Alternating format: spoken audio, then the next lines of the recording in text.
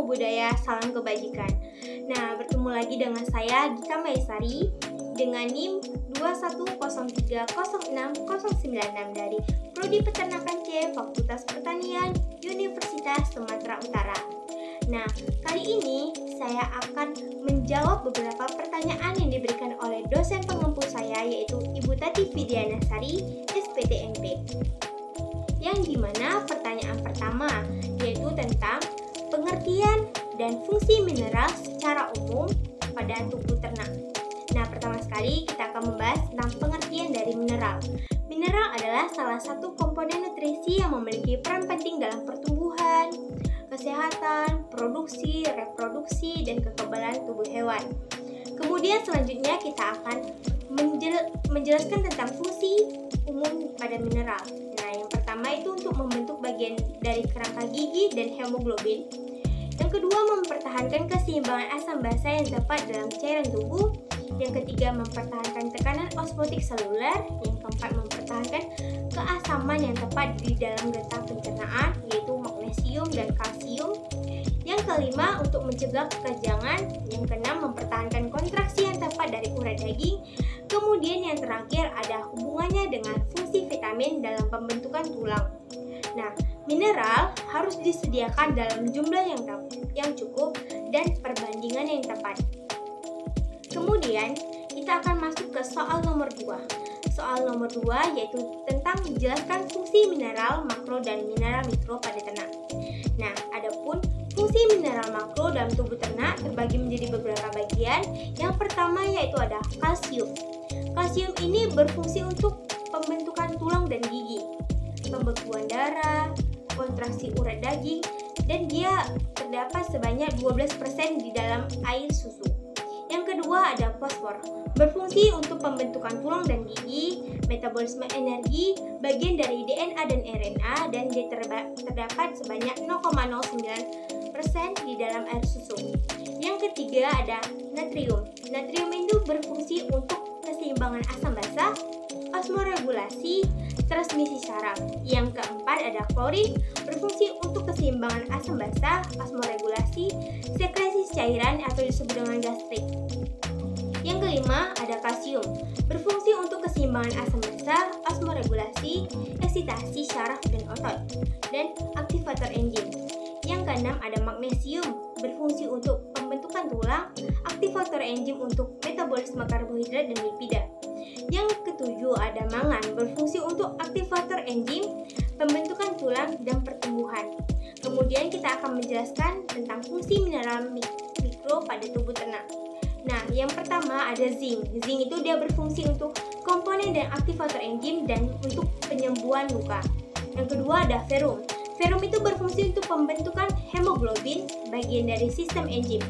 Yang keempat ada kuprum. Kuprum itu dia berfungsi untuk pembentukan hemoglobin, pigmen, dan koenzim.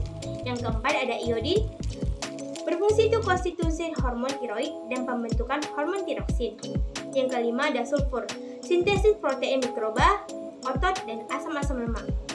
Yang keenam ada kobalt, bagian dari vitamin B12 untuk pertumbuhan mikroba rumen.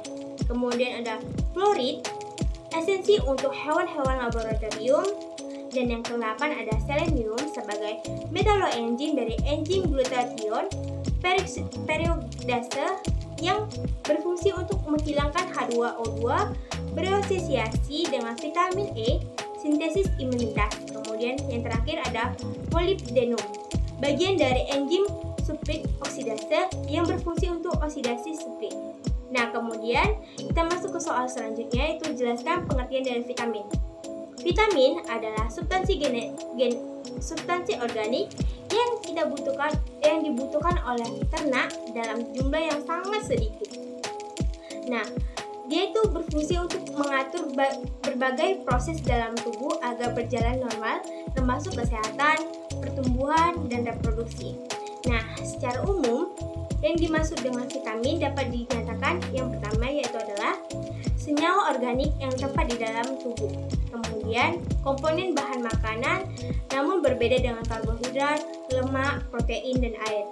Yang ketiga, terdapat di dalam bahan pakan dalam jumlah yang sedikit.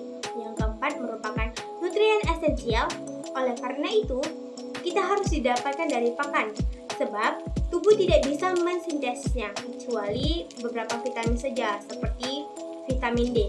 Nah, vitamin D bisa disintesis pada permukaan kulit oleh adanya sinar ultraviolet. Asam nikotinat bisa disintesis dari asam amino. Sebagai hewan mampu mensintesis asam ascorbat atau vitamin C.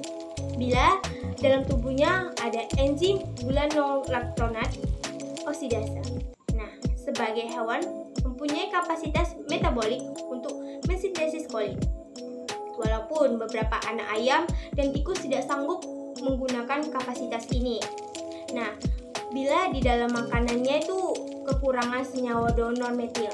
Kemudian kita masuk ke nomor 5, yaitu berguna untuk mengatur beberapa proses dalam tubuh agar berjalan normal, termasuk kesehatan, pertumbuhan, produksi, reproduksi, tapi bukan merupakan bagian dari struktur tubuh. Nah, kemudian yang keenam, bila sampai terjadi defisiensi, akan terjadi penyakit defisiensi yang spesifik. Penyakit defisiensi vitamin sering disebut dengan hipovitaminosis. Nah, kemudian yang kedua, yang selanjutnya soalnya maksud saya, jelaskan sifat-sifat umum vitamin. Nah, vitamin terbagi dalam dua kelompok besar, yaitu vitamin yang larut dalam lemak dan vitamin yang larut dalam air. Sifat-sifat umum vitamin. Yang pertama, larut dalam lemak, yang terdiri dari unsur C, H, dan O. Mempunyai bentuk provitamin yang bisa diubah menjadi vitamin dalam tubuh. Contohnya tuh provitamin A dan provitamin D. Nah, tidak terdapat di semua jaringan. Vitamin umumnya berasal dari jaringan tanaman, kecuali vitamin C dan D yang terdapat di dalam jaringan hewan. Kemudian, menyusun struktur jaringan diserap bersama lemak. Vitamin larut dalam lemak diabsorpsi dari saluran pencernaan bila ada lemak. Faktor-faktor yang dapat meningkatkan penyerapan lemak adalah ukuran partikel atau adanya empedu yang dapat meningkatkan penyerapan vitamin yang larut dalam lemak. Nah, selanjutnya diserap bersama lemak. Vitamin yang larut dalam lemak disimpan pada deposit lemak dan penyimpanan akan meningkat dengan meningkatnya konsumsi. Kemudian, vitamin yang larut dalam air dikeluarkan melalui feses. Vitamin larut dalam air disekresi lewat feses. Kemudian, kurang stabil dapat dipengaruhi oleh cahaya, oksidasi, dan lain-lain. Secara fisiologi, vitamin yang larut dalam air dibutuhkan dalam pengaturan metabolisme. Nah, kemudian masuk ke soal selanjutnya, yaitu jelaskan jenis-jenis vitamin dan fungsinya pada tubuh ternak. Nah, yang pertama sekali yaitu ada vitamin A. Vitamin A merupakan nutrisi yang sangat penting dalam tubuh, yakni pada mata, epitel, dan tulang. Nah, kemudian selanjutnya ada vitamin D. Vitamin D ini atau yang disebut dengan kalsiferol. Vitamin ini mempunyai beberapa fungsi. Yang pertama, membantu proses absorpsi kalsium dan fosfor dari saluran pencernaan, dan selanjutnya mengatur konsentrasi kalsium dan fosfor dalam darah. Yang kedua yaitu proses reabsorpsi, berperan dalam proses reabsorpsi fosfat pada ginjal untuk mengatur konsentrasi kalsium dan fosfor dalam darah. Kemudian yang ketiga fungsinya, deposisi, berperan dalam pembentukan tulang dengan jalan mempengaruhi deposisi pada matriks tulang. Kemudian ada vitamin E. Vitamin E mempunyai beberapa fungsi antara lain. Yang pertama, fungsinya itu reproduksi. Membuat normalnya proses reproduksi beberapa jenis ternak. Yang kedua, dapat digunakan sebagai antioksidan. Yang ketiga, absorpsi. Memperbaiki Fe oleh unsur, sedangkan Fe penting untuk mencegah anemia. Lalu ada vitamin K. Vitamin K merupakan senyawa yang penting dalam proses koagulasi darah. Oleh karena itu, semula disebut faktor koagulasi yang kemudian disebut dengan vitamin K. Vitamin K memiliki fungsi dalam proses pembekuan darah, khususnya diperlukan dalam sintesis protombin dalam hati. Lalu ada tiamin atau vitamin B1 berperan dalam koenzim sebagai koenzim pirufat. Nah, kemudian ada riboflavia atau yang disebut dengan vitamin B2 yang memiliki fungsi sentral dalam reproduksi energi dan pernapasan seluler dan juga merupakan prekursor kofaktor. Ada niacin atau vitamin B3 yang berfungsi untuk menurunkan kadar kolesterol dengan cara menurunkan produksi protein yang mengangkut kolesterol di dalam darah. Selanjutnya, ada vitamin B5 yang diperlukan untuk sintesis koenzim A. Kemudian, ada piridoksin yang berfungsi dalam pembentukan triptofan menjadi niacin dalam penggunaan asam lemak. Kemudian, ada biotin yang berfungsi dalam metabolisme lemak, karbohidrat, dan protein. Dan selanjutnya ada folat yang berfungsi dalam sintesis purin dan pirimidin. Kemudian yang terakhir ada vitamin C. Nah, vitamin C ini dia berfungsi untuk sintesis kolagen,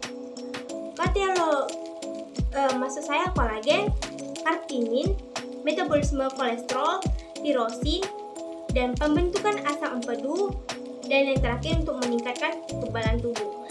Nah, selanjutnya saya akan melakukan sebuah percobaan untuk mengukur kadar vitamin C dari beberapa sampel yang akan saya gunakan. Ini mana yang pertama itu saya menggunakan wortel, kedua saya menggunakan jeruk, yang ketiga saya menggunakan tomat, yang keempat saya menggunakan rumput gajah, dan yang terakhir saya menggunakan daun singkong.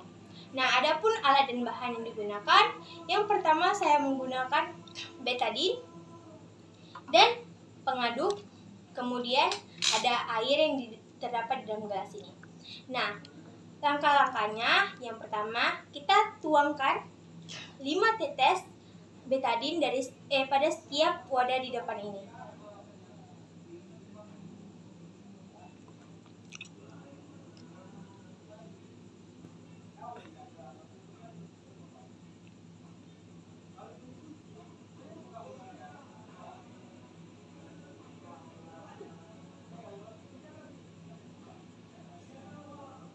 Kemudian kita letakkan beberapa sampel di dalam ini.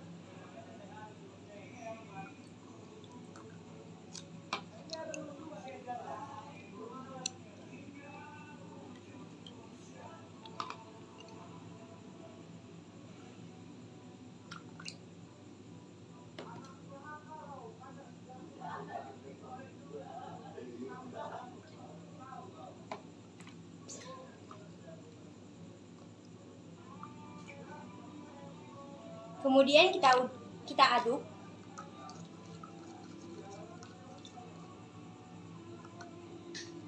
Sambil kita perhatikan perubahan yang terjadi pada larutan tersebut.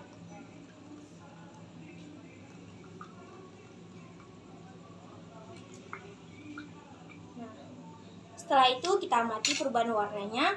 Nah, pada wortel itu terjadi perubahan warna, dia lebih bening dari awalnya, tapi agak sedikit keruh. Kemudian pada jeruk dia berubah warna menjadi jernih. Kemudian pada tomat dia berubah warna menjadi jernih agak keruhan.